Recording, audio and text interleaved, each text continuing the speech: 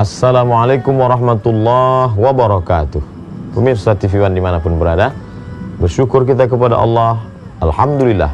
Berselawat kepada Rasulullah, Allahumma salli ala Sayyidina Muhammad wa ala ali Muhammad. Kita sampai pada pembahasan ganti yang lebih baik dari Allah Subhanahu wa taala. Ada seorang qadhi hakim bernama Al-Qadhi Abu Bakar bin Abdul Baqi bin Muhammad Al-Bazzar Al-Ansari. Beliau wafat pada tahun 535 Hijrah di Baghdad, Irak. Dia bercerita, kata Qadhi Abu Bakar, saya menetap di kota Makkah Al-Mukarramah. Lalu kemudian saya menemukan kantong. Kantong ini dari sutra. Saya lihat isinya ada kalung. Masya Allah, cantik. Rantai mutiara. Lalu saya keluar, membawa kain sutra itu. Lalu saya dengar ada orang tua yang membuat pengumuman, siapa yang menemukan kain sutra di dalamnya ada mutiara nanti akan diganti dengan 500 dinar. Besar sekali. Dinar uang emas, satu keping 4,25 gram emas, lebih kurang 2,5 juta sekarang satu keping. Dia akan ganti 500 keping. Masya Allah. Pada saat itu aku sangat lapar, kata Abu Bakar, karena tidak ada uang. Maka aku katakan, benarkah engkau kehilangan wahai Tuan? Iya. Bagaimana sifat-sifat ciri-ciri benda yang hilang? Dia bersampulkan kain sutra, isinya ada mutiara yang indah.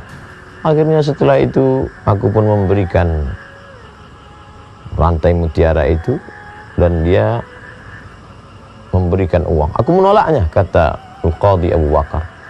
Tapi karena dia memaksa, akhirnya aku terima. Kemudian saya pun pergi dari kota Makkah Al-Mukarramah, naik perahu.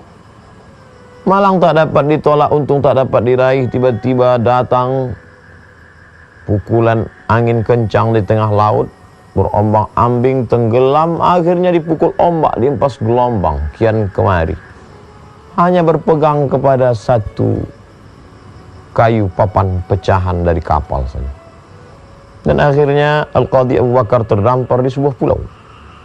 Di pulau itu aku mencari, yang pertama aku cari masjid, kata Qadhi Abu Bakar. Lalu kemudian sampai dalam masjid aku pun membaca Al-Quran. Setelah mengetahui aku pandai membaca Quran, mereka datang, ajarkanlah kepada kami Al-Quran. Lalu aku mengajarkan Quran kepada mereka. Kemudian mereka mulai bertanya, engkau pandai menulis? Ya, kata Qadhi Abu Bakar, aku pandai menulis. Lalu anak-anak mereka belajar menulis. Setelah itu penduduk kampung berkata, kami ada seorang anak perempuan, bapaknya meninggal. Kami ingin menikahkannya denganmu. Aku tidak mau. Qadhi Abu Bakar tidak ingin menerima permintaan mereka, tapi karena mendesak, maka Qadhi Abu Bakar akhirnya menerima. Akhirnya beliau menikah dengan perempuan yang mereka bawa itu. Dan Al-Qadhi Abu Bakar lama tertegun melihat. Apa yang dilihat Qadhi Abu Bakar? Sampai mereka berkata, hei Abu Bakar, kenapa matamu terlalu lama melihat dia? Itu menyakiti perasaannya. Yang dilihat Qadhi Abu Bakar adalah rantai mutiara yang ada di leher. Lalu Qadhi Abu Bakar pun bercerita mengapa dia begitu lama memperhatikan rantai itu. Dulu aku tinggal di Makkah. Lalu kemudian aku menemukan kantong sutra. Dan aku lihat di kantong sutra itu ada mutiara. Itulah dia mutiara yang sedang dipakai perempuan itu. Ceritakan lengkap oleh Qadhi Abu Bakar. Lalu kemudian, apa sebenarnya yang terjadi? Mengapa rantai itu ada di lehermu?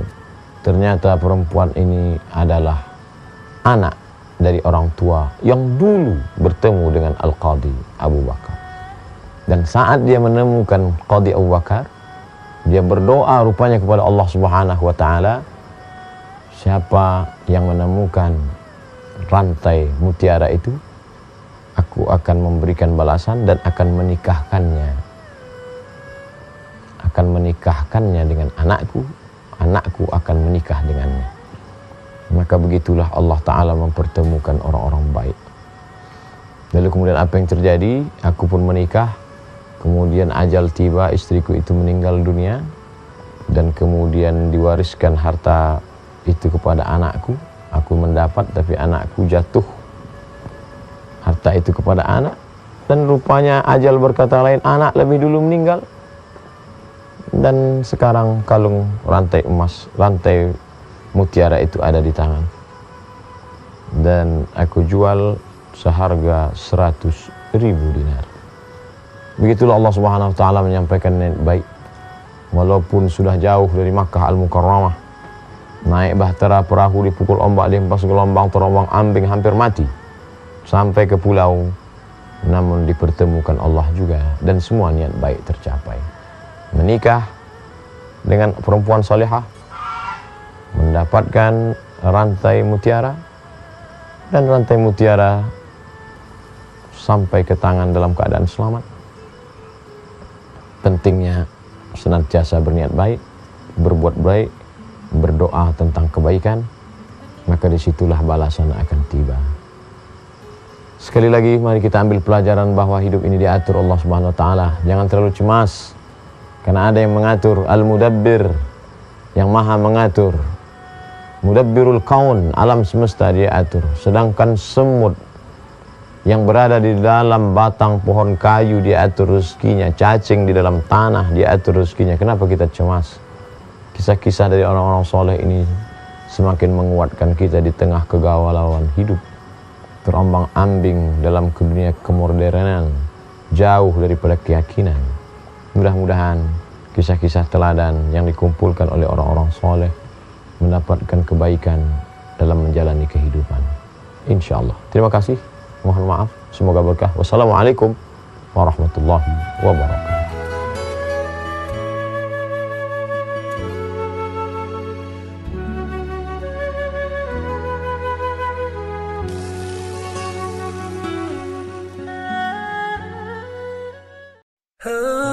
Assalamualaikum warahmatullahi wabarakatuh. Hai sahabat religiwan semuanya, semoga usia bertambah, istiqomah juga semakin bertambah, amal bertambah, maka bertambah pula persiapan kita untuk tetap menebar kebaikan. Assalamualaikum warahmatullahi wabarakatuh.